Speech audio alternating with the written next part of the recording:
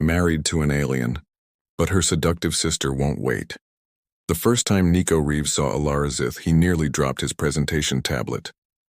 She sat in the front row of the International Space Summit, her luminescent skin catching the light in ways that seemed impossible, like moonlight on clear water. Her eyes, deep violet with flecks of silver, followed his explanations of propulsion dynamics with an intelligence that made his rehearsed speech falter. "Your theories on ionic displacement are fascinating, Dr. Reeves," she said afterward, approaching him with a grace that seemed to defy Earth's gravity. "Though on Lumaria we found success with crystalline conduction rather than metallic cores. That was the beginning. 3 months of cultural exchange meetings that fooled no one on his research team, followed by late-night walks where she told him about her crystalline homeworld, its 3 moons, and the musical language that humans couldn't fully pronounce with their limited vocal range. "Your species has such brief lives," she whispered one night, her fingers tracing patterns on his arm that left trails of pleasant warmth, "yet you feel everything so intensely. It's intoxicating." When he proposed, his colleagues warned him about the complications of interspecies relationships. The Lumarians had only established contact with Earth 5 years ago. What did they really know about their culture, their biology, their expectations? "I don't care," Nico told his worried mother over video call. "I've never felt this way about anyone. Human relationships have failed me. Maybe something different is exactly what I need." The wedding merged traditions, his family's Greek Orthodox rituals alongside Lumarian crystal bonding ceremonies that left permanent, beautiful patterns across their joined hands. They settled into Nico's lakeside home outside of Houston, close to the Space Center where he continued his work on the technology that would one day allow easier travel between their worlds. For the first year, everything was perfect. Alara adapted to Earth with remarkable ease, though certain things continued to baffle her.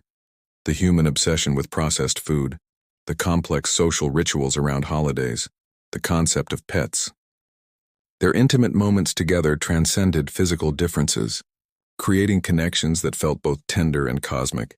"In my culture, we believe souls recognize each other across galaxies," Alara told him one morning as sunlight filtered through their bedroom window.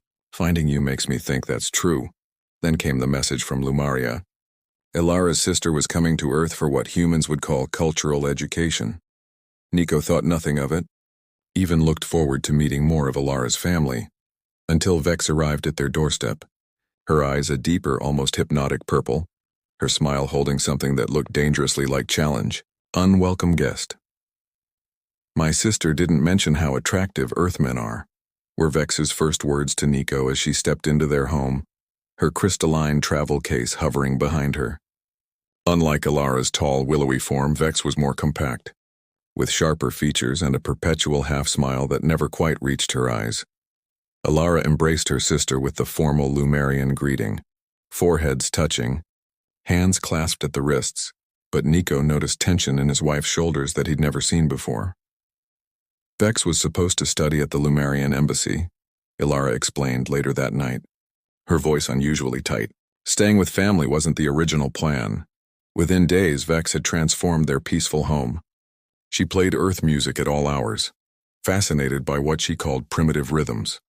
She asked endless questions about human relationships, leaning too close when Nico answered. "So humans mate with only one partner for life? How limiting," she said over dinner one evening, trailing her finger around the rim of her wine glass. "On Lumaria, the concept of exclusivity is considered underdeveloped." Alara cleared her throat. "Some traditions are sacred, sister, and we respect our host planet's customs." "Of course," Vex replied, but her eyes lingered on Nico. "Though I've always been curious about different customs." As weeks passed, Alara was increasingly called away to mediate growing tensions between Earth governments and Lumarian representatives. Some political factions were pushing for restrictions on alien visitors, citing cultural incompatibility. Left alone with Vex, Nico found himself increasingly uncomfortable. She would accidentally brush against him in hallways, ask him to explain human concepts that inevitably led to intimate topics, or emerge from the bathroom wrapped in nothing but a small towel. "You seem tense." "Brother in bond," she said one evening, finding him alone in his study. "On Lumaria, we have techniques for releasing such tensions. Before he could respond, she was behind his chair, hands hovering just above his shoulders. "May I?" "I don't think that's appropriate," Nico said firmly, standing to put distance between them. Vex laughed, a sound like tinkling crystal. "Your human boundaries are so rigid. Don't you ever wonder what it would be like to experience something different?" That night, Nico tried to discuss the situation with Alara, but she seemed distracted, worried about the diplomatic situation. "In Lumarian families, sisters are very close," she said vaguely. "Vex is just adjusting to Earth customs. She means no harm." But the look in Vex's eyes told a different story, one of deliberate challenge. And worse, a small traitorous part of Nico couldn't help but wonder what secrets about Lumarians he still didn't know. Dangerous territory, a month into Vex's stay. Nico came home early from the research center to find her examining the crystal wedding bands he and Alara had exchanged during their ceremony. "These are poor substitutes for true bond crystals," she said, not even pretending she hadn't been snooping. "Did my sister tell you that on Lumaria, bonds are never formed with just two individuals? It's considered unstable." "Put those down," Nico said, taking the box from her hands. "And Alara and I have discussed Lumarian customs extensively. Our marriage is our own." Vex tilted her head, studying him with those unsettling violet eyes. "Has she told you about the triad principle? How Lumarian bonds require 3 points to maintain balance, like your Earth concept of a triangle, the strongest shape?" Before Nico could respond, his communicator chimed with a message from Alara. She would be at the embassy overnight. "Another crisis. Perfect timing," Vex murmured. "I've prepared a traditional Lumarian meal. Perhaps over dinner I can educate you on what my sister has omitted." Against his better judgment, Nico agreed. The meal was unlike anything Alara had ever prepared. Dishes that glowed faintly, flavors that seemed to change with each bite. Vex explained it was ceremonial food, typically reserved for transformation nights. "On Lumaria, sisters often share everything," Vex said, pouring a luminescent blue liquid into his glass. "Our culture doesn't recognize the boundaries yours does. When one sister forms a bond, the other is traditionally included." "Included how exactly?" Nico asked, a knot forming in his stomach. "In every way," Vex answered, her voice dropping to a whisper as she moved closer. "Alara follows some Earth customs out of respect, but deep down she expects to honor our ways too. She's waiting for you to understand." The room seemed to spin slightly, perhaps from the strange drink. "I don't believe you," Nico said, though doubt crept into his mind. There were still moments when Alara seemed foreign to him, when her expectations didn't align with his understanding. Then why did she leave us alone, night after night? Vex's hand slid across the table toward his. "The triad must be completed. It's why I'm here." "No." Nico stood abruptly. "Whatever game you're playing ends now. Tomorrow we'll talk to Alara together." Vex's expression hardened, the first genuine emotion he'd seen from her. "You don't understand the consequences of rejection in our culture. This isn't just about desire, it's about survival. An incomplete bond slowly kills a Lumarian. Your human concept of fidelity might be killing my sister." For the first time since Vex arrived, fear replaced discomfort in Nico's mind. Was it possible? Was there something crucial about Lumarian physiology that Alara had never shared? That night he couldn't sleep, torn between human values and the possibility that his love for Alara might require something beyond his understanding. What if Vex was telling the truth? Morning arrived with no clarity, only the dull throb of confusion behind Nico's temples, an after effect of whatever Lumarian drink Vex had served.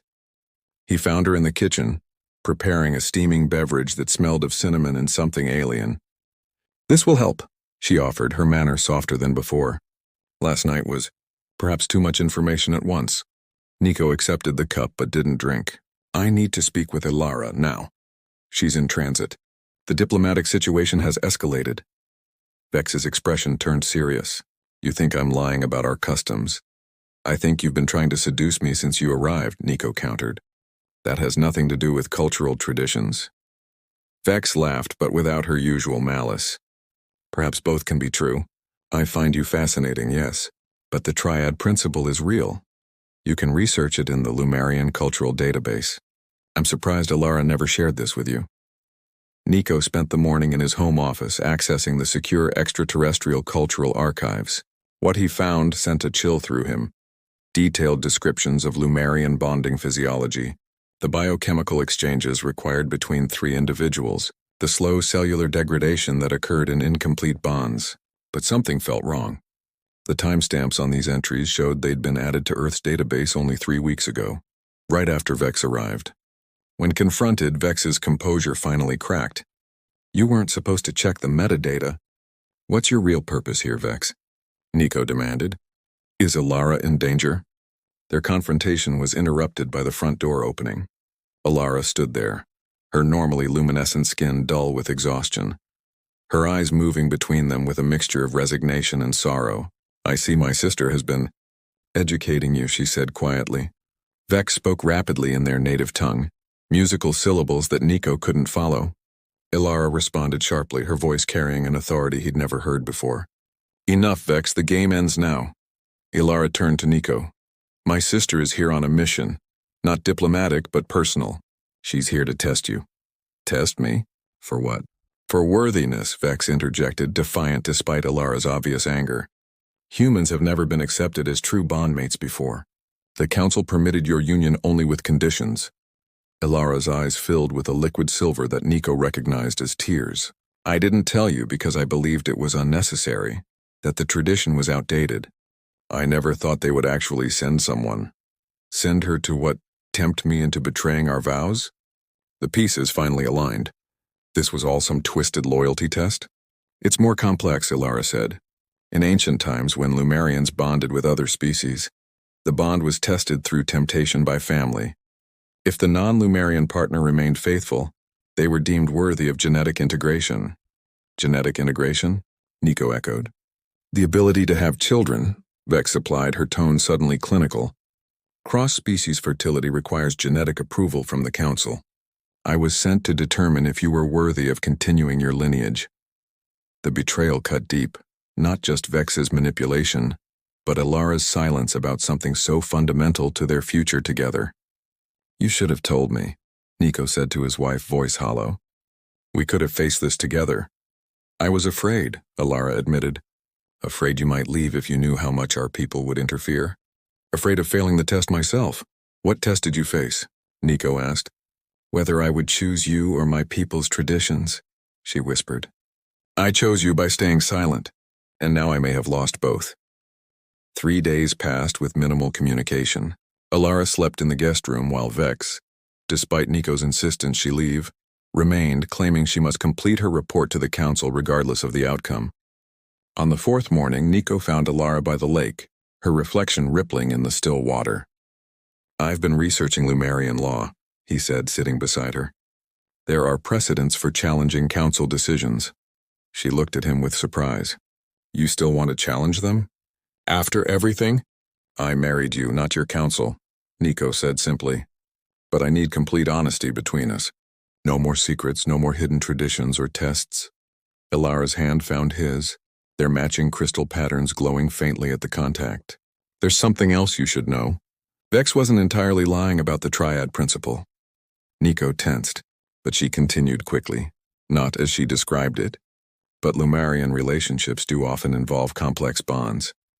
Not always romantic or physical, but supportive connections with others. Family units, communal bonds. We're not solitary creatures." "Humans aren't meant to be completely solitary either," Nico replied. "We have friends, family, community. The difference is in boundaries and consent." "That's what I've tried to explain to the Council," Alara said. "That human fidelity isn't a limitation but a choice, one I've also made." When they returned to the house, they found Vex preparing to leave, her hovering case packed. "The test is technically incomplete," she announced, "but my report will state that your bond appears genuine if unconventional." "And what does that mean for us?" Nico asked. "The Council may approve genetic compatibility," Vex said with a shrug that seemed almost human. "Or they may not. I've included my recommendation that Earth customs be given equal weight to Lumarian traditions in your case." Before departing, Vex turned to Nico with unexpected sincerity. "For what it's worth, I would have failed in your position. Your devotion to my sister is illuminating." After she left, Alara and Nico sat in their garden as twilight approached, watching the stars emerge, some of which might have been visible from Lumaria's surface. Whatever the council decides, Nico said, we'll find our path. Children or no children, we've created something new between our worlds, a relationship that doesn't follow either planet's rules completely. Alara leaned against him, her warmth familiar, yet still wonderfully alien. Perhaps that's what both our worlds need. Not perfect adherence to tradition, but the courage to forge new connections. As night fell, they discussed their future with new openness. The possibilities of adoption across species, alternative ways of creating family, the communities they could build that honored both their cultures without being bound by either. When I first saw you at that summit, Ilara murmured, I never imagined loving someone could be so complicated. Nico smiled, drawing her closer. Or so worth it. Above them, a shooting star traced a path between Earth's constellations and the distant system that contained Lumaria, not a sign or omen, but a reminder that even between the vastness of worlds, connections could be found, tested, and ultimately strengthened.